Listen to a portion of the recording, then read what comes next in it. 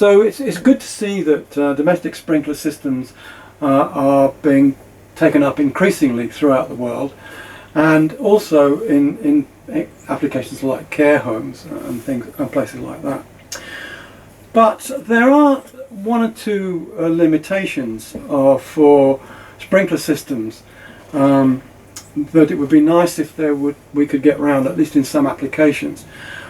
They tend to be really quite heavily engineered, with quite a lot of pipe work, tanks, and knock-on effects for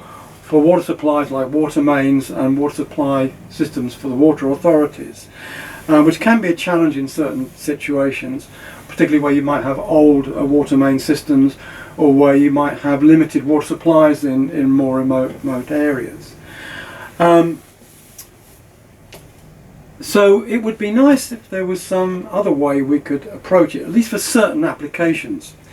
And for some years now I've been thinking that with modern technology we ought to be able to do something a bit better. Surely we could have some kind of system, we could envisage a system which would be able to detect a fire at a very early stage, and then maybe scan a room in such a way that it could actually pick out the seat of the fire when the fire is very small, and then deliver a very small amount of some extinguishing agent like water or water mist onto that fire and knock it down and hopefully extinguish it, or at least control it from a very early stage. If we could develop a system like that, it could have the benefits that we wouldn't need a large amount of extinguishing agent. Maybe a few litres even of water, for example, would be enough. And that would then mean that we wouldn't need all the infrastructure and pipe work that goes with typical sprinkler systems. And not only that, but we could afford to activate such a system at a very low level of threat, if you like, because the consequences of such a system being activated